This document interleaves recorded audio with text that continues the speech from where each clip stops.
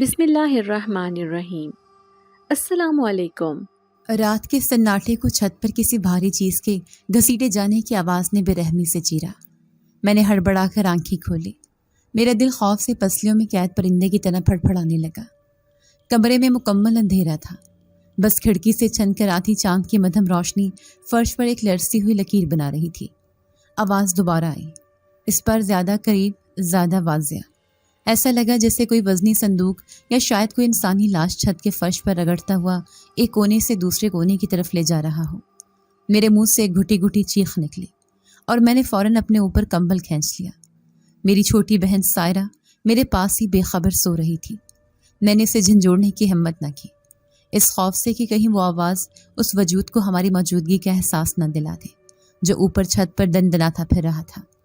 یہ اس گھر میں ہماری تیسری رات تھی اور یہ آوازیں روز کا معمول بن چکی تھیں۔ دن کی روشنی میں یہ گھر کسی نعمت سے کم نہ لگتا، لیکن رات ہوتے ہی اس کی دیواروں سے وحشت ٹپکنے لگتی تھی۔ ابھی کچھ ہی دن پہلے کی بات ہے جب ہم اپنے پرانے بسیدہ مکان کی ٹپکتی چھت سے تنگ آ چکے تھے۔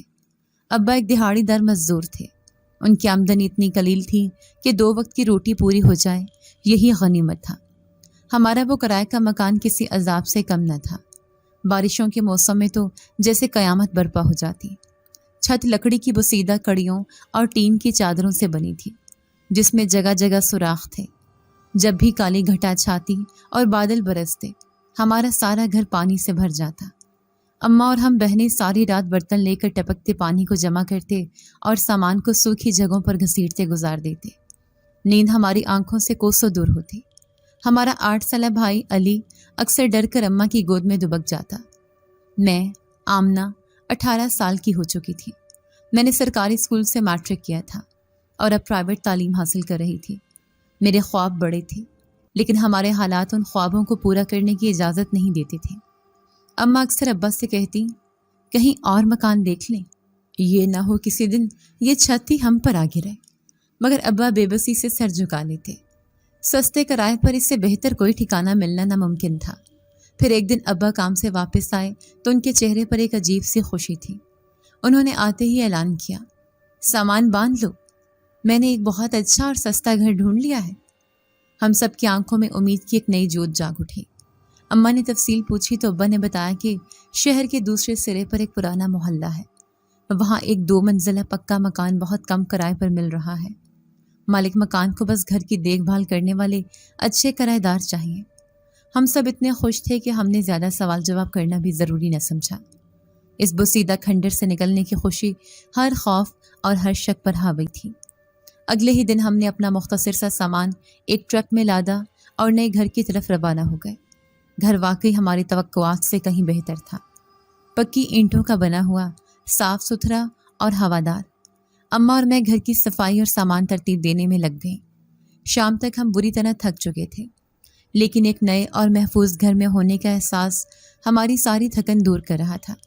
اس رات ہم سب سکون کی نیند سوئے، مگر یہ سکون عارضی تھا۔ اگلی رات جب میں سونے کے لیے لیٹی تو مجھے چھت پر کھرچنے اور چیزیں گھسیٹنے کی آوازیں سنائی دی۔ میں نے اسے اپنا وہم سمجھا اور نظر انداز کر کے سو گئے، لیکن جب تیسری بھی رات وہی آوازیں گونجیں تو میرا دل خوف سے بیٹھ گیا۔ میں نے اماں سے ذکر کیا تو انہوں نے مجھے ڈانٹ دیا، پاگل ہو گئی ہو کیا؟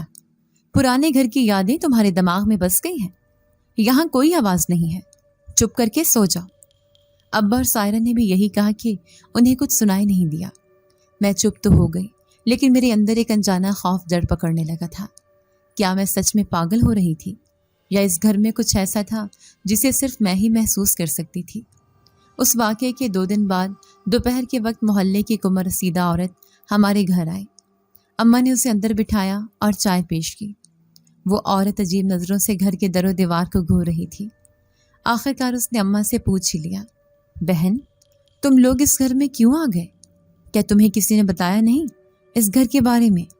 اماں نے حیرت سے کہا، کیوں، کیا ہوا اس گھر کو؟ عورت نے اپنی آواز دھیمی کی اور رازدارانہ انداز میں بولی، یہ گھر آسیب زدہ ہے، منحوس ہے۔ آج تک یہاں کوئی کرایہ دار مہینے سے زیادہ نہیں ٹک سکا۔ جو بھی آیا یا تو پاگل ہو کر بھاگا یا پھر اس کے ساتھ کوئی نہ کوئی انہونی ہو گئی۔ تم لوگ ابھی بھی وقت ہے، یہ گھر چھوڑ دو۔ अम्मा ने उसकी बात हंसी में उड़ा दी। अरे बहन, ये सब लोगों की बनाई हुई बातें हैं। हम अल्लाह पर यकीन रखने वाले लोग हैं, हमें इन वहमों से फ़र्क नहीं पड़ता। लेकिन उस औरत के जाने के बाद मैंने अम्मा के चेहरे पर परेशानी की एक हल्की सी लकीर देखी। उस औरत की बातें मेरे दिल में तीर की तरह बेबस हो गई थी। मेरी रातों की आवाज़ें वहम नहीं थीं, वो हकीकत थी। उस वाक़ये ने मेरे खौफ को यकीन में बदल दिया। अगले दिन मैं छत पर कपड़े फैलाने गई। मौसम बिल्कुल साफ था और हवा का नामो निशान तक नहीं था। मैं कपड़े तार पर डाल रही थी कि अचानक मेरे बाल हवा में लहराने लगे। मैंने चौंक कर इधर उधर देखा। दरख्त का एक पत्ता तक नहीं हिल रहा था, मगर मेरे बाल ऐसे उड़ रहे थे जैसे कोई तेज़ आंधी चल रही हो। मेरा खून रगों में मुंजमद हो गया। मैंने जल्दी जल्दी कपड़े डाले और नीचे भागने लगी। मेरी नज़र बेख्तियार साथ वाले मकान पर पड़ी। वो मकान मुकम्मल तौर पर वीरान और खंडर लग रहा था। उसका सहन कूड़े करकट से अटा पड़ा था और दीवारों पर काई जमी थी।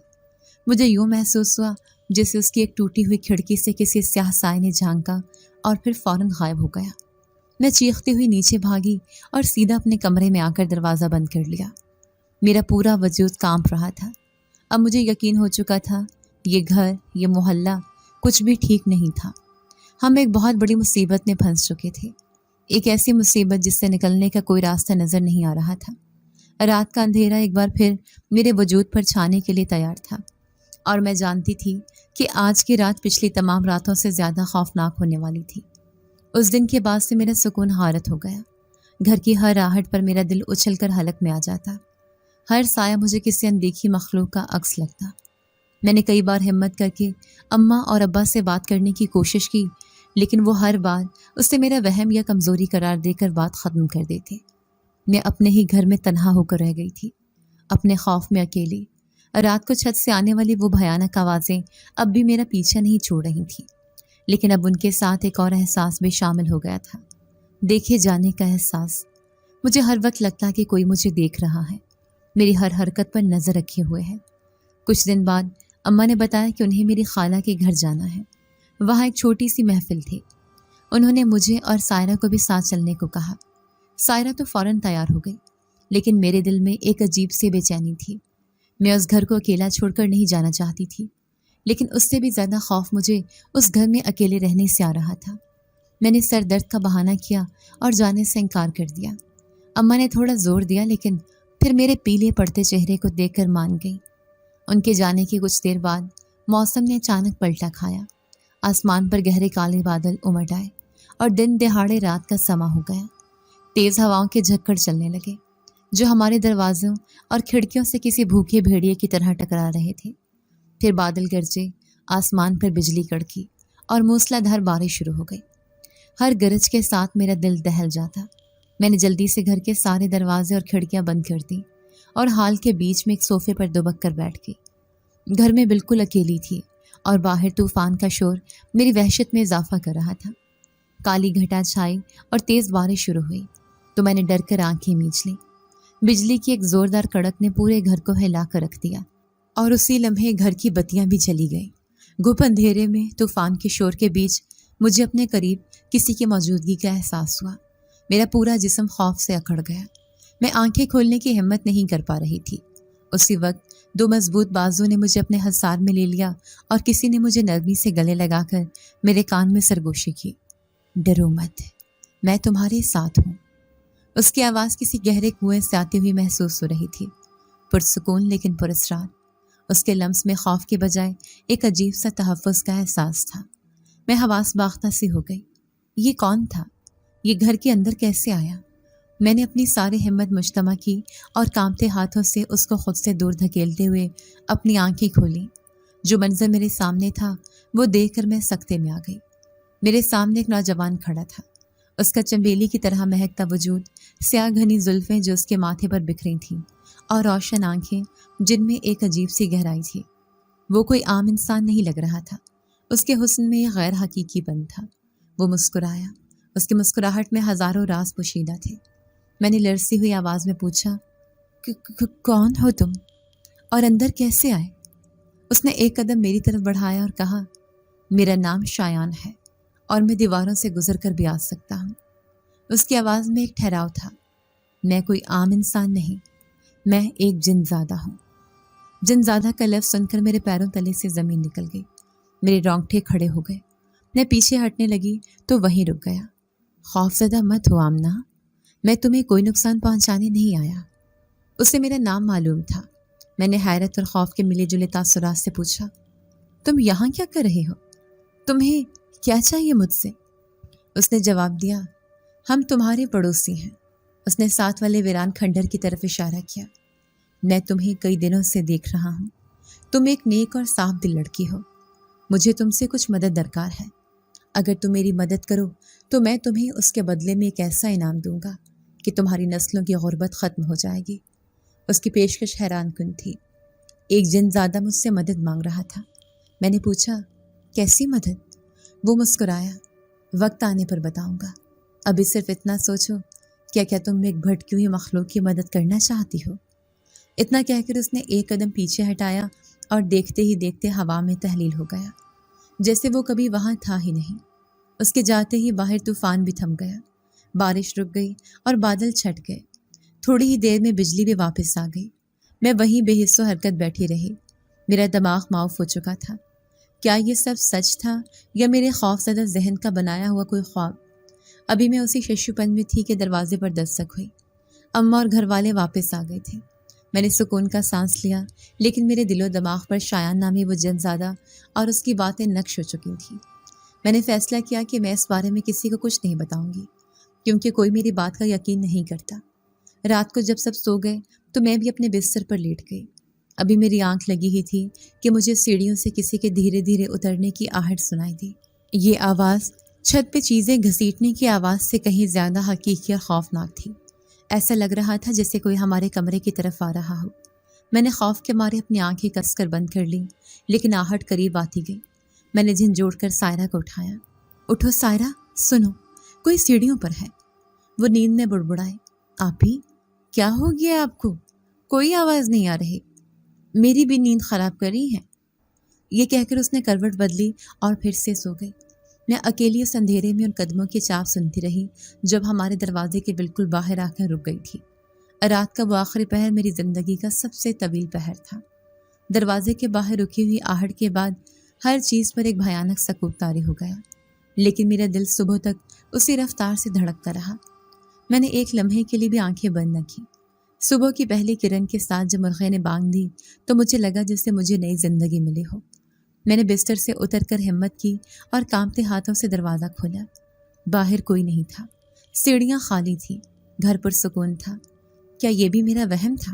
لیکن سائرہ کا بے خبر سونا اور میرا رات بھر جاگنا اس بات کی گواہی دے رہا تھا کہ اس گھر میں جو کچھ بھی ہو رہا تھا وہ صرف میرے لیے ہو رہا تھا۔ ناشتے کی میز پر میں بالکل خاموش تھی۔ اماں نے مجھے ٹوکا بھی، آمنہ کہاں گم ہو؟ طبیعت تو ٹھیک ہے تمہاری؟ چہرہ بالکل اترا ہوا ہے۔ میں نے بس سر ہلا کر کہہ دیا کہ رات کو ٹھیک سے نیند نہیں آئی۔ میں ان سے کیسے کہتی کہ اس گھر کی دیواریں رات کو سانس لیتی ہیں اور اس کی سیڑھیوں پر اندیکھے قدموں کی چاپ سنائی دیتی ہے۔ وہ مجھے بالکل ہی پاگل سمجھتے۔ دوپہر کے وقت جب ابا کام پر تھے، علی اسکول میں تھا اور اماں اور سائرہ کیلولہ کر رہی تھیں۔ میں کچن میں برتن دھو رہی تھی۔ گھر میں مکمل خاموشی تھی۔ نل سے گرتے پانی کی آواز کے سوا کوئی دوسری آواز نہیں تھی۔ اچانک مجھے اپنے پیچھے وہی مخصوص چمیلی کی خوشبو محسوس ہوئی۔ میرے ہاتھ وہیں رک گئے۔ مجھے مڑنے کی ضرورت نہیں تھی۔ میں جانتی تھی کہ وہ آ گیا ہے۔ پھر کیا سوچا تم نے میرے کام کے بارے میں آمنہ؟ شایان کی پرسکون آواز میرے عقب سے آئی۔ میں نے ڈرتے ڈرتے مڑ کر اسے دیکھا۔ وہ آج بھی ویسے ہی غیر حقیقی طور پر حسین لگ رہا تھا۔ وہ کچن کے دروازے سے ٹیک لگائے کھڑا تھا اور اس کی گہری آنکھیں مجھ پر جمی تھیں۔ میں نے جلدی سے اپنے گیلے ہاتھ دوپٹے سے خشک کیے اور لرزتی آواز میں کہا، میں نے بھی کچھ نہیں سوچا، مجھے وقت چاہیے۔ وہ مسکرایا، وقت ہی تو نہیں ہے۔ وہ چند قدم چل کر میرے قریب آ گیا۔ میں نے تمہارے گھر کے حالات دیکھے ہیں۔ میں نے تمہارے باپ کے پھٹے ہوئے ہاتھوں اور تمہاری ماں کی فکر مند آنکھوں کو دیکھا ہے۔ تم چاہو تو ان سب کی زندگی بدل سکتی ہو، بس ایک چھوٹی سی مدد کے بدلے۔ اس کی باتوں میں ہمدردی تھی جو میرے دل پر اثر کر رہی تھی۔ میں نے ہمت کر کے پوچھا، تم مجھے نقصان تو نہیں پہنچاؤ گے؟ اس نے نفی میں سر ہلایا۔ نیک لوگوں کو نقصان پہنچانا ہمارا شیوا نہیں، میں صرف مدد مانگ رہا ہوں، سوچ لو۔ یہ کہہ کر وہ پہلے کی طرح ہوا میں تحلیل ہو گیا۔ اس کے جانے کے بعد میں وہی زمین پر بیٹھ گئی۔ میرا دماغ ایک بار پھر شل ہو گیا تھا۔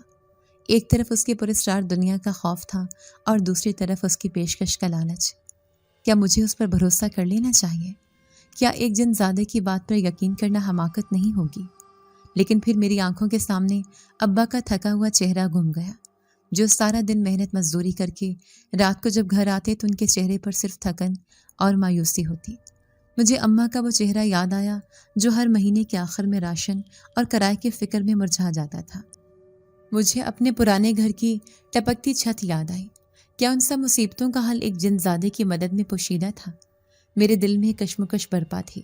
میرا ذہن کہہ رہا تھا کہ یہ خطرناک ہے، یہ آگ کا کھیل ہے، لیکن میرا دل کہہ رہا تھا کہ اپنے گھر والوں کی خاطر یہ خطرہ مول لینا ہی پڑے گا۔ اگر اس کی مدد کر کے میں اپنے ماں باپ کے چہرے پر سکون اور خوشی لا سکتی ہوں تو اس سے بڑی نیکی کیا ہوگی؟ یہ خیال آتے ہی میرے اندر کا سارا خوف آہستہ آہستہ ختم ہونے لگا اور اس کی جگہ ایک عجیب سی ہمت نے لے لی۔ میں نے محسوس کیا کہ جب بھی وہ مجھ سے ملنے آیا اس وقت میرے پاس کوئی بھی نہیں تھا۔ وہ ہمیشہ میری تنہائی میں ہی ظاہر ہوتا تھا۔ اس کا مطلب تھا کہ مجھے اس سے دوبارہ بات کرنے کے لیے، اس کا کام جاننے کے لیے ایک بار پھر تنہا ہونا پڑے گا۔ میں نے وہیں بیٹھے بیٹھے فیصلہ کر لیا، میں شایان کی مدد کروں گی۔ میں اپنے خاندان کی تقدیر بدلنے کے لیے یہ جوا کھیلوں گی۔ اب مجھے بس ایک موقع کی تلاش تھی، ایک ایسے موقع کی جب میں گھر میں بالکل اکیلی ہوں اور اس سے مل کر اس کا کام پوچھ سکوں۔ یہ فیصلہ کر کے میں اٹھ کھڑی ہوئی۔ میرے قدم اب لڑکھڑا نہیں رہے تھے، ان میں ایک عزم تھا۔ میں نے کھڑکی سے باہر ساتھ والے کھنڈر نما مکان کو دیکھا اور اپنے آپ سے کہا، میں تیار ہوں۔ وہ موقع مجھے اگلے ہی ہفتے مل گیا۔ اماں کو فون پر ان کے بھائی یعنی میرے ماموں کی کال آئی۔ ان کے بیٹے کی سالگرہ تھی اور انہوں نے ہم سب کو شام کی محفل میں بلایا تھا۔ اماں نے فوراً جانے کی تیاری شروع کر دی۔ یہ میرے لیے بہترین موقع تھا۔ میں جانتی تھی کہ اگر میں نے جانے سے انکار کیا تو میں شایان سے مل کر اس کی مدد کی تفصیلات جان سکوں گی۔ اماں، میری طبیعت کچھ ٹھیک نہیں لگ رہی، میں نے بستر پر لیٹتے ہوئے کہا۔ میرا سر صبح سے بہت دکھ رہا ہے، آپ لوگ چلے جائیں، میں آرام کر لوں گی۔ اماں میرے پاس آئیں اور میرا ماتھا چھوا۔ بخار تو نہیں ہے؟ چلو کوئی نہیں، تم دوائی لے کر سو جاؤ، ہم جلدی واپس آ جائیں گے۔ ان کا فکر مند لہجہ دیکھ کر مجھے ایک لمحے کے لیے خود پر غصہ آیا کہ میں ان سے جھوٹ بول رہی تھی، لیکن پھر اپنے مقصد کو یاد کر کے میں نے اس احساس کو جھٹک دیا۔ جیسے ہی سب تیار ہو کر گھر سے نکلے اور باہر کا دروازہ بند ہونے کی آواز آئی، میرے دل کی دھڑکن تیز ہو گئی۔ گھر میں ایک دم سناٹا چھا گیا۔ میں بستر سے اٹھی اور سیدھا ہال میں آ کر بیٹھ گئی۔ مجھے یقین تھا کہ وہ آئے گا۔ وقت گزرتا جا رہا تھا اور ہر گزرتے لمحے کے ساتھ میری بے چینی بڑھ رہی تھی۔ کیا میرا اندازہ غلط تھا؟ کیا وہ نہیں آئے گا؟ میں اسی سوچ میں گم تھی کہ اچانک کھڑکی کے شیشے پر ایک سایہ لہرایا۔ میں نے چونک کر دیکھا، وہ باہر کھڑا مجھے ہی دیکھ رہا تھا۔ چند لمحے بھی نہیں گزرے تھے کہ پھر وہی مانوس خوشبو پورے کمرے میں پھیل گئی اور وہ میرے سامنے آ کھڑا ہوا۔ مجھے معلوم تھا کہ تم میرا انتظار کرو گی، اس نے مسکراتے ہوئے کہا۔ میں نے کھڑے ہو کر سنجیدگی سے کہا، میں نے فیصلہ کر لیا ہے، میں تمہاری مدد کرنے کو تیار ہوں۔ اب مجھے بتاؤ کہ کام کیا ہے؟ میری بات سن کر اس کے چہرے پر ایک اطمینان کی لہر دوڑ گئی۔ اس نے ایک گہرا سانس لیا اور بولنا شروع کیا۔ میرا خاندان، میرے ماں باپ اور بہن بھائی، ہم سب اس ساتھ والے مکان میں رہتے ہیں۔ اس نے کھنڈر کی طرف اشارہ کیا۔ یہ ہمارا گھر صدیوں سے ہے، ہم یہاں پر سکون زندگی گزار رہے تھے اور اپنے عبادت میں مشغول تھے، لیکن کچھ سالوں سے انسانوں نے ہمارے گھر کو کوڑا دان بنا دیا ہے۔ اس کی آواز میں گہرا دکھ تھا۔ لوگ رات کے اندھیرے میں اپنے گھروں کا سارا کچرا، گندگی اور غلاظت ہمارے صحن میں پھینک جاتے ہیں۔ ہمارا پورا گھر ناپاک ہو چکا ہے۔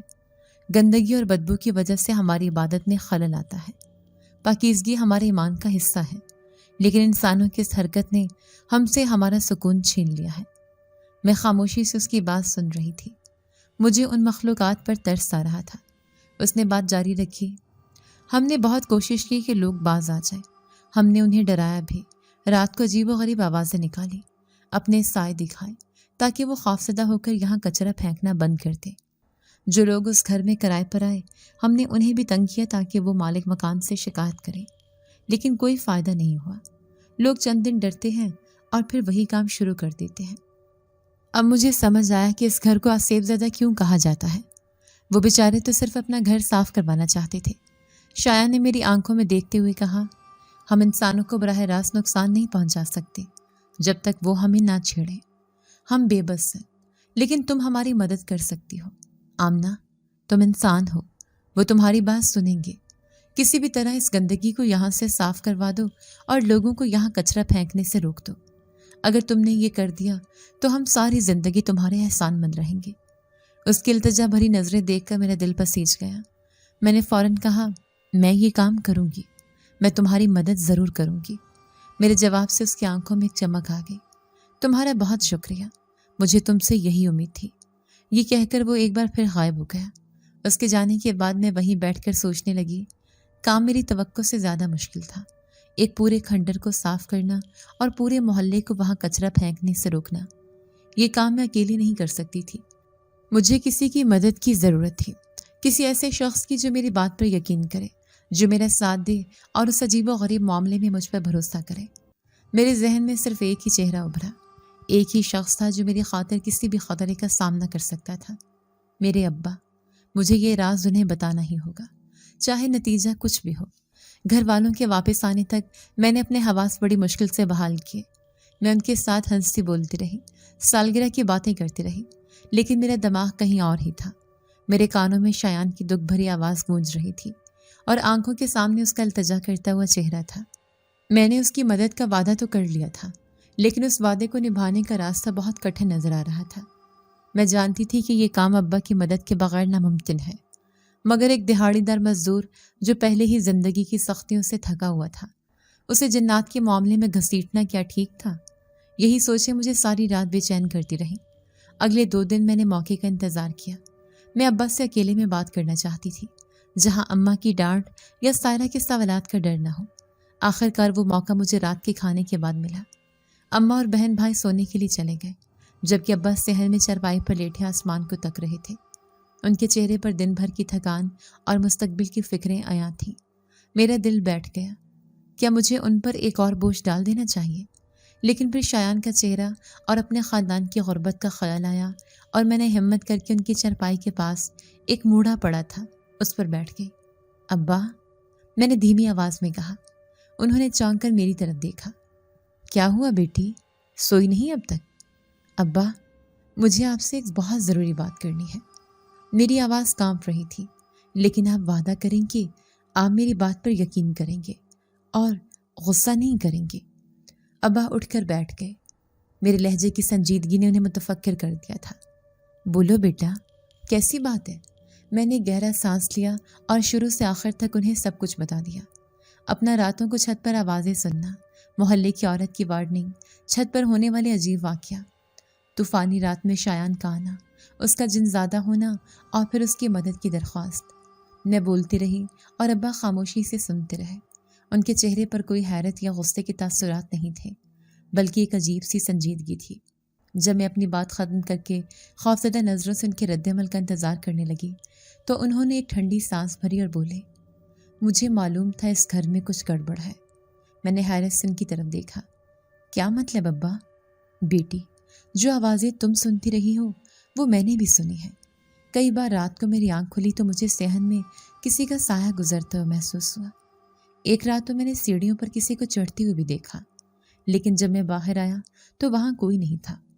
ये सुनकर मेरे होश उड़ गए। तो फिर आपने हमें बताया क्यों नहीं? अब्बा ने शिकस्त खुर्दा लहजे में कहा। क्या बताता? यही कि ये घर भी रहने के लायक नहीं। हम इस बुसीदा मकान से जान छुड़ाकर यहाँ आए थे। मेरे पास इतने पैसे कहाँ थे कि फ़ौरन कोई और ठिकाना तलाश कर लेता। मैं खामोश रहा कि तुम लोग डर जाओगे तो यहाँ एक दिन भी नहीं रह पाओगे। मैं बस अल्लाह से दुआ करता था कि वो हमें अपनी पनाह में रखे। अब्बा की बेबसी देखकर मेरी आंखों में आंसू आ गए। मेरे बाप ने हमें महफूज रखने के लिए कितना बड़ा बोझ अकेले अपने दिल पर उठाया हुआ था। मैंने उनके हाथ थाम लिए और कहा, अब्बा, वो हमें नुकसान नहीं पहुंचाना चाहते, वो सिर्फ अपना घर साफ करवाना चाहते हैं। वो मजबूर हैं अब्बा, हमें उनकी मदद करनी चाहिए। इसमें नेकी भी है और शायद उस नेकी के वसीले से अल्लाह हमारी मुश्किलें भी आसान कर दे। अब्बा ने मेरी आंखों में देखा, शायद उन्हें मेरे अंदर एक उम्मीद की किरण नजर आई। उन्होंने मेरे सर पर हाथ रखा और एक पुरज़म लहजे में बोले, ठीक है बेटी, اگر مخلوق خدا ہم سے مدد مانگ رہی ہے تو ہم پیچھے نہیں ہٹیں گے، ہم مل کر اس گھر کو صاف کریں گے۔ ہمارا یہ فیصلہ اماں کے لیے انتہائی حیران کن تھا۔ اگلی صبح جب ابا نے انہیں اپنے منصوبے کے بارے میں بتایا تو وہ آگ بگولا ہو گئے۔ تم لوگوں کا دماغ خراب ہو گیا ہے؟ جنات کے معاملوں میں کون پڑتا ہے؟ خدا کے لیے اپنی اور اپنی بیٹی کی جان خطرے میں مت ڈالو، چھوڑ دو یہ گھر، ہم کہیں اور چلے جائیں گے۔ ابا نے انہیں سمجھایا، کہاں جائیں گے ہم؟ یہ مخلوق ہم سے مدد مانگ رہی ہے، ہمیں ڈرا نہیں رہے، ہمیں ان کی مدد کرنی چاہیے، نیکی کا کام ہے، اللہ ہماری حفاظت کرے گا۔ لیکن اماں کا خوف کم نہ ہوا، وہ روتی رہی، واسطے دیتی رہی، لیکن میں اور ابا اپنا فیصلہ کر چکے تھے۔ اس رات چاندنی میں میں اور ابا ساتھ والے کھنڈر کی دیوار کے پاس کھڑے تھے، ہمارے ہاتھوں میں بوریاں اور بیلچے تھے۔ ہمارا سامنا صرف کوڑے کے ڈھیر سے نہیں بلکہ اماں کے خوف اور محلے والوں کی نظروں سے بھی ہونے والا تھا۔ رات کا دوسرا پہر تھا، ہر طرف ہو کا عالم تھا، گلیاں سنسان اور گھروں کی بتیاں بجھی ہوئی تھیں۔ ایسے میں اور ابا چوروں کی طرح دبے پاؤں ساتھ والے ویران مکان کے احاطے میں داخل ہوئے۔ جیسے ہی ہم اندر داخل ہوئے، پرانے کوڑے اور غلاظت کے ایک شدید بھبکے نے ہمارا استقبال کیا۔ بدبو اتنی تیز تھی کہ ایک لمحے کے لیے میرا سانس رک گیا۔ صحن کا منظر کسی جہنم کے گڑھے سے کم نہیں تھا۔ ہر طرف کچرے کے ڈھیر لگے تھے، جن میں پلاسٹک کی تھیلیاں، بچا ہوا کھانا، ٹوٹی بوتلیں اور نہ جانے کیا کیا غلاظت بھری پڑی تھی۔ ابا نے مجھے حوصلہ دیا، ڈرو نہیں بیٹا، بسم اللہ پڑھ کر کام شروع کرو۔ ہم نے اپنا منہ پر کپڑا لپیٹا اور کام شروع کر دیا۔ میں کچرا اکٹھا کر کے بوریوں میں بھرتی اور ابا وہ بھاری بوریاں اٹھا کر کہیں دور ورانے میں پھینکنے جاتے۔ کام مشکل اور گھناؤنا تھا۔ کئی بار میرے ہاتھ کسی گلی سڑی چیز سے ٹکراتے تو میری گھٹی گھٹی چیخ نکل جاتی۔ ابا مجھے ہمت دلاتے اور ہم پھر سے کام میں لگ جاتے۔ اس اندھیری رات میں، اس ویران کھنڈر میں مجھے بالکل بھی ڈر نہیں لگ رہا تھا۔ مجھے احساس ہو رہا تھا کہ کوئی ہمیں دیکھ رہا ہے۔ ہوا کا ایک ٹھنڈا جھونکا میرے پاس سے گزرتا اور مجھے ایک عجیب سا سکون دے جاتا۔ مجھے یقین تھا کہ شایان اور اس کا خاندان ہماری محنت دیکھ رہے تھے۔ پہلی رات ہم نے صرف ایک کونا ہی صاف کیا تھا کہ فجر کی اذان ہونے لگی۔ ہم بری طرح تھک چکے تھے، ہمارے کپڑے بدبودار اور جسم دھول مٹی سے اٹے ہوئے تھے۔ ہم چپکے سے اپنے گھر میں داخل ہوئے اور اماں کے جاگنے سے پہلے نہا دھو کر لیٹ گئے۔ اماں ہم سے سخت ناراض تھیں، انہوں نے ہم سے بات کرنا بھی چھوڑ دیا تھا۔ یہ سلسلہ کئی راتوں تک چلتا رہا۔ ہم ہر رات 2-3 گھنٹے کام کرتے۔ آہستہ آہستہ صحن صاف ہونے لگا، لیکن ہماری یہ پراسرار سرگرمیاں محلے والوں کی نظروں سے چھپی نہ رہ سکی۔ کچھ لوگوں نے ہمیں رات کو بوریاں لے جاتے ہوئے دیکھ لیا تھا۔ اب جب بھی ہم گلی سے گزرتے، لوگ ہمیں عجیب و غریب شک بھری نظروں سے دیکھتے۔ وہ عورت جس نے اماں کو گھر کے بارے میں خبردار کیا تھا، ایک دن اماں کو راستے میں روک کر کہنے لگی، لگتا ہے تم لوگوں نے اس گھر کے جنات سے کوئی معاملہ طے کر لیا ہے۔ اماں بیچاری لوگوں کی باتیں سنتی اور چپ چاپ گھر آ کر رو پڑتی۔ 1 ہفتے کی مسلسل محنت کے بعد ہم نے تقریباً سارا صحن صاف کر دیا تھا۔ ہم بہت خوش اور مطمئن تھے، لیکن ہماری خوشی عارضی ثابت ہوئی۔ اگلی صبح جب ہم اٹھے تو دیکھا کہ کسی نے دیوار کے اوپر سے کچرے سے بھری 2 نئی تھیلیاں اندر پھینکی ہوئی تھیں۔ یہ دیکھ کر میرے دل کو سخت دھچکا لگا۔ ہماری ساری محنت پر پانی پھرتا ہوا نظر آ رہا تھا۔ میں مایوس ہو کر بیٹھ گئی۔ ابا، اس کا کوئی فائدہ نہیں، ہم صاف کرتے جائیں گے اور یہ لوگ گند پھینکتے جائیں گے۔ ابا بھی پریشان تھے، لیکن انہوں نے ہمت نہیں ہاری۔ وہ کچھ دیر گہری سوچ میں ڈوبے رہے، پھر اچانک ان کی آنکھوں میں چمک آئی۔ مجھے ایک ترکیب سوچی ہے۔ ان انسانوں پر شرافت کا اثر نہیں ہوتا، ان کے لیے خوف بھی کافی ہے۔ اس شام ابا بازار سے ایک بڑا سا کارڈ بورڈ، کالا پینٹ اور برش لے آئے۔ انہوں نے اس پر موٹے موٹے خوفناک حروف میں لکھا، خبردار، اس گھر میں جنات رہتے ہیں۔ جو کوئی بھی یہاں کچرا پھینک کر ان کی عبادت میں خلل ڈالے گا، وہ اپنے ہر نقصان کا ذمہ دار خود ہوگا۔ رات کے اندھیرے میں ابا نے وہ تختے اور اس مکان کی سب سے نمایاں دیوار پر کیلوں سے ٹھونک دی۔ اب یہ محض ایک ویران مکان نہیں لگ رہا تھا، بلکہ ایک حقیقی آستیب زدہ جگہ کا منظر پیش کر رہا تھا، جس پر باقاعدہ وارننگ لگی ہوئی تھی۔ اگلی صبح ہم نے کھڑکی سے باہر جھانکا۔ گلی سے گزرنے والا ہر شخص اس تختی کو دیکھ کر ٹھٹک جاتا، خوفزدہ نظروں سے اسے پڑھتا اور پھر تیز تیز قدم اٹھاتا ہوا وہاں سے گزر جاتا۔ لوگوں کے دلوں میں ہمارے کہنے سے زیادہ ایک لکھی ہوئی تحریر اور جنات کا خوف بیٹھ گیا تھا۔ اس دن کسی نے کچرا نہیں پھینکا، ہمارا منصوبہ کامیاب ہو گیا تھا۔ میں بہت خوش تھی کہ میں نے اپنا وعدہ پورا کیا اور مجھے شدت سے شایان کا انتظار تھا کہ وہ آئے اور اپنی آنکھوں سے اپنے صاف ستھرے گھر کو دیکھے۔ ابا کا لگایا ہوا وہ بورڈ کسی جادوئی ڈھال کی طرح کام کر رہا تھا۔ محلے والوں میں جنات کی دہشت ایسی بیٹھی کہ اب کوئی اس ویران مکان کے پاس سے گزرتے ہوئے بھی ڈرتا تھا۔ کچرا پھینکنا تو دور کی بات تھی، صحن بالکل صاف ستھرا رہتا تھا اور اس کی صفائی کا اثر ہمارے گھر پر بھی پڑ رہا تھا۔ گھر میں جو ایک انجانی سی وحشت اور گھٹن کا احساس رہتا تھا وہ اب ختم ہو چکا تھا۔ راتوں کو چھت سے آنے والی خوفناک آوازیں بھی مکمل طور پر بند ہو چکی تھیں۔ اب راتیں پرسکون تھیں اور دن روشن۔ اماں جو ہم سے سخت ناراض تھیں، انہوں نے بھی گھر کے ماحول میں یہ مثبت تبدیلی محسوس کی۔ ان کی ناراضی آہستہ آہستہ کم ہونے لگی، اگرچہ ان کے دل میں اب بھی ایک انجانا خوف باقی تھا۔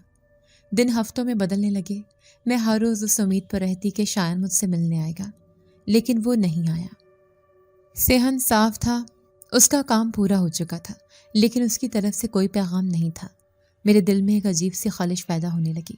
کیا اس نے اپنا کام نکلنے کے بعد ہمیں بھلا دیا؟ کیا اس کا انعام کا وعدہ جھوٹا تھا؟ لیکن پھر میں خود کو سمجھاتی کہ میں نے یہ کام کسی انعام کی لالچ میں نہیں، بلکہ ایک مخلوق کی مدد کے لیے کیا تھا۔ اگر وہ نہیں بھی آتا تو مجھے کوئی افسوس نہیں ہونا چاہیے، مگر دل کے کسی کونے میں اس کی واپسی کا انتظار باقی تھا۔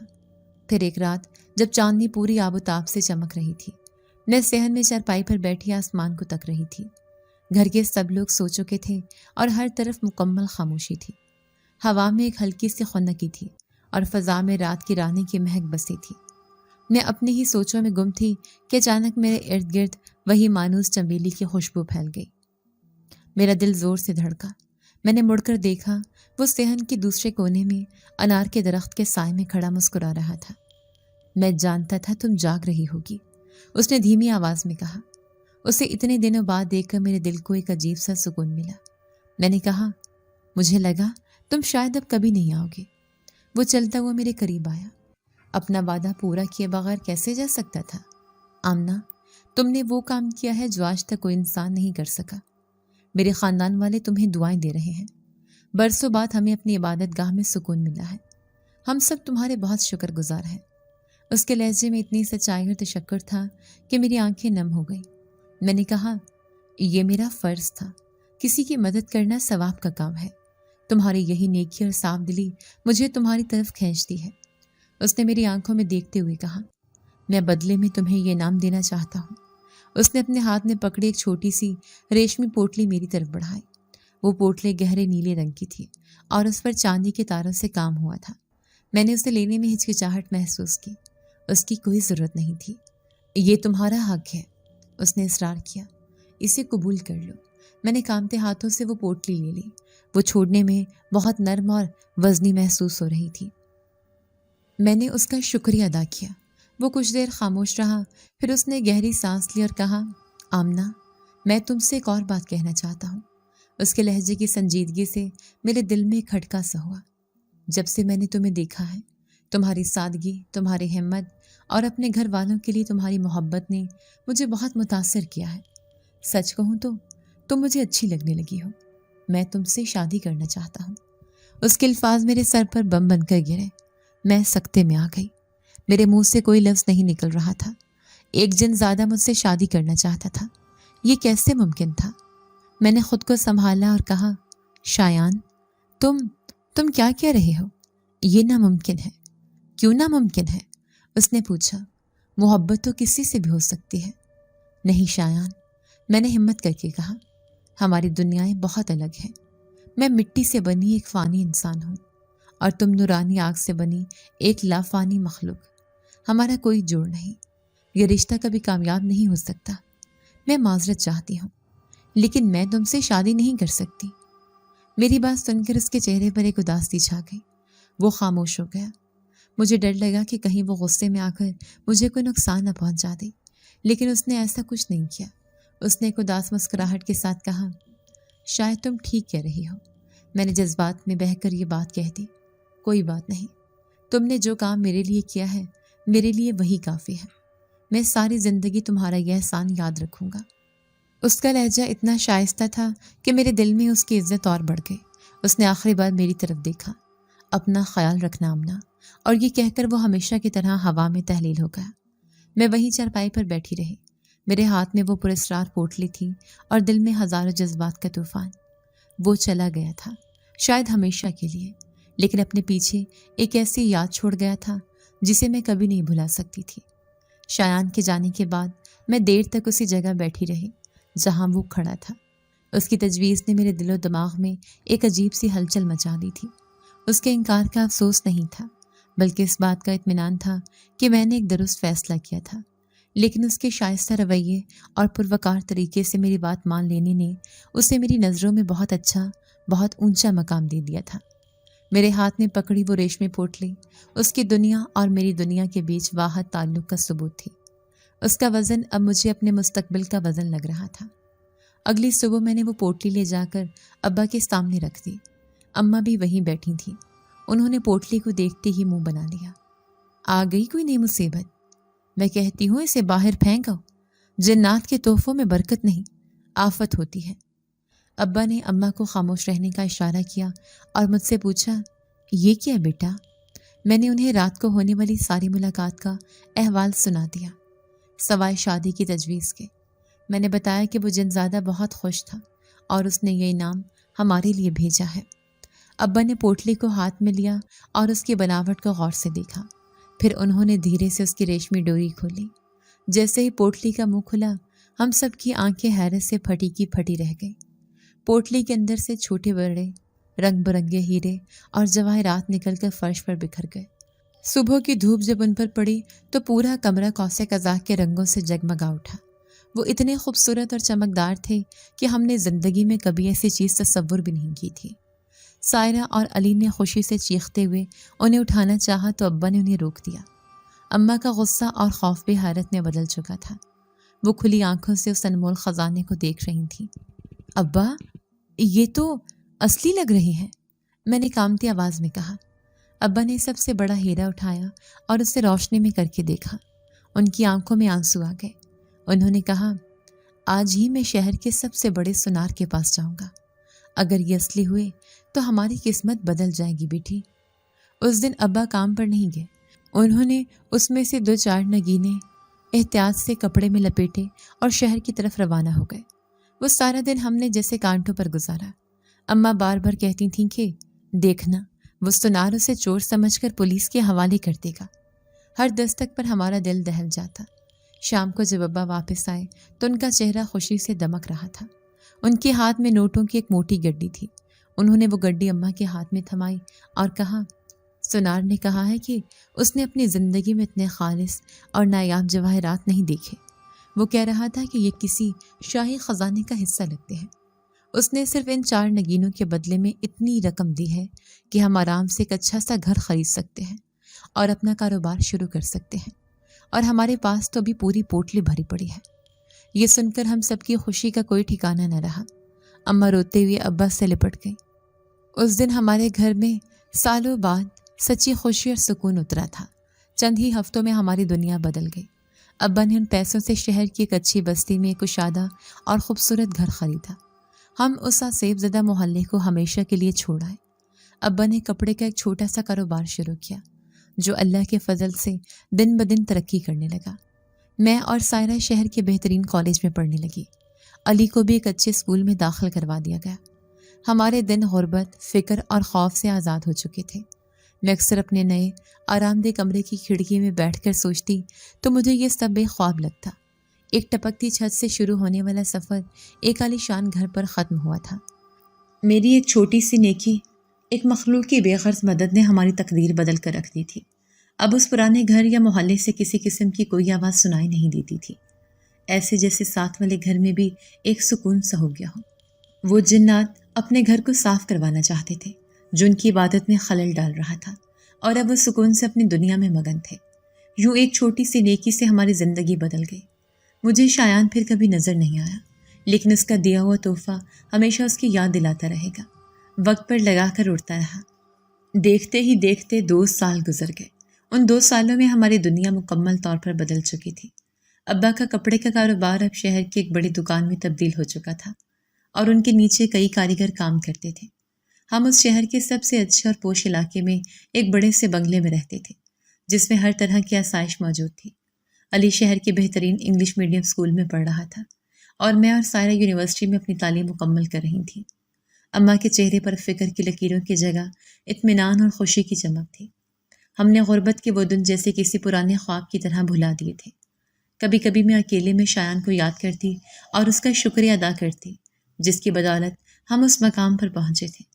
وہ ریشمی پوٹلی اور اس کے باقی ماندہ جواہرات ابا نے بینک کے لاکر میں محفوظ کروا دیے تھے۔ زندگی کسی پرسکون ندی کی طرح بہہ رہی تھی کہ اچانک اس میں حسد اور لالچ کے پتھر نے ایک تلاطم برپا کر دیا۔ ایک دن ہمارے دور کے رشتہ دار ابا کے چچا زاد بھائی جمیل اچانک ہمارے گھر آ گئے۔ وہ ایک چھوٹے سے گاؤں میں رہتے تھے اور ان کے حالات کافی خراب تھے۔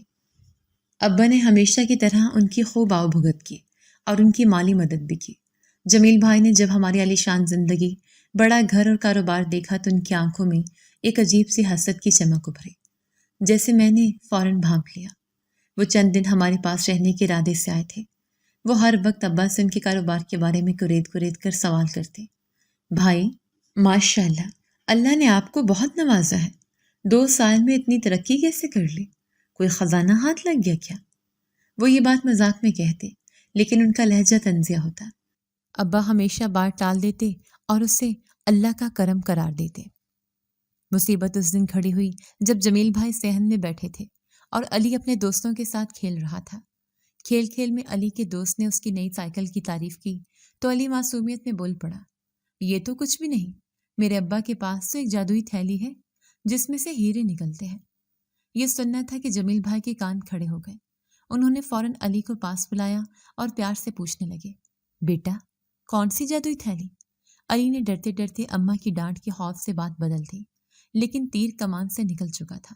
جمیل بھائی کے ذہن میں شک کا بیج بویا جا چکا تھا۔ اس دن کے بعد سے وہ ایک جاسوس بن گئے۔ وہ چھپ چھپ کر ہماری باتیں سننے کی کوشش کرتے، گھر کے کونے کونے کی تلاشی لیتے۔ ان کی نظروں میں ہر وقت ایک بھوک اور لالچ نظر آتا۔ ایک رات ابا اور اماں کمرے میں لاکر میں رکھے کچھ کاغذات دیکھ رہے تھے جس میں ایک آدھ چھوٹا سا ہیرا بھی پڑا رہ گیا۔ جمیل بھائی نے کھڑکی کی دراڑ سے یہ منظر دیکھ لیا۔ ان کا شک اب یقین میں بدل چکا تھا کہ ہمارے پاس کوئی بہت بڑا خزانہ ہے۔ اب ان کی حرکات میں ایک عجیب سی شدت آ گئی۔ ان کی موجودگی گھر میں ایک بوجھ بننے لگی، لیکن اسی دوران کچھ عجیب واقعات بھی رونما ہونے لگے۔ ایک رات وہ ابا کے کمرے کی طرف بڑھ رہے تھے کہ اچانک گیلری کی بتی خود بخود بجھ گئی اور انہیں اپنے کان میں کسی کی سرگوشی سنائی تھی، لالچ بری بلا ہے۔ وہ ڈر کر پیچھے ہٹ گئے۔ ایک بار انہوں نے ابا کی الماری کھولنے کی کوشش کی تو اس کا ہینڈل اتنا گرم ہو گیا جیسے آگ پر رکھا ہو اور ان کا ہاتھ جل گیا۔ یہ غیر معمولی واقعات انہیں ڈرانے کی بجائے مزید مشتعل کر رہے تھے۔ وہ سمجھ رہے تھے کہ ہم نے اپنے خزانے کی حفاظت کے لیے کوئی جادو ٹونا کروا رکھا ہے۔ آخرکار ایک دن ان کا صبر جواب دے گیا۔ جب گھر میں ابا اور میں اکیلے تھے، وہ ہمارے سامنے آ کر کھڑے ہو گئے۔ ان کا لہجہ اب پہلے جیسا ملائم نہیں رہا تھا، بلکہ اس میں ایک دھمکی اور حقارت تھی۔ بہت ڈرامے دیکھ لیے میں نے، مجھے سب پتہ چل گیا ہے کہ تم لوگوں کے پاس کوئی چوری کا خزانہ ہے۔ سیدھی طرح اس میں سے میرا حصہ مجھے دے دو، ورنہ میں پورے محلے اور پولیس کو بتا دوں گا کہ تم لوگ راتوں رات امیر کیسے ہوئے۔ ابا یہ سن کر سکتے میں آ گئے۔ جمیل، یہ تم کیا کہہ رہے ہو؟ ہوش میں تو ہو؟ میں بالکل ہوش میں ہوں، وہ چیخا۔ مجھے وہ ہیروں والی پوٹلی چاہیے، ورنہ تمہاری عزت اور یہ عمارت سب خاک میں ملا دوں گا۔ اس کی آنکھوں میں وحشت ناچ رہی تھی۔ ہم ایک نئے اور غیر متوقع مصیبت میں پھنس چکے تھے۔ یہ دولت اب ہمارے لیے انعام نہیں بلکہ ایک عذاب بنتی جا رہی تھی۔ ابا کے چہرے پر ہوائیاں اڑ رہی تھیں۔ ہم لوگوں کو اس خزانے کی حقیقت کیسے بتاتے؟ کوئی ہماری بات پر یقین نہ کرتا۔ جمیل نے ہمیں 2 دن کی مہلت دی اور کہا کہ اگر اسے اس کا حصہ نہ ملا تو وہ اپنا کام کر کے دکھائے گا۔ اس رات ہمارے گھر پر سکون کی بجائے خوف اور بے بسی کا سایہ منڈلا رہا تھا۔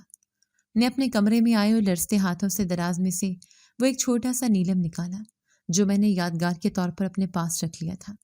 میں نے اسے اپنی مٹھی میں بھینچا اور آنکھیں بند کر لی۔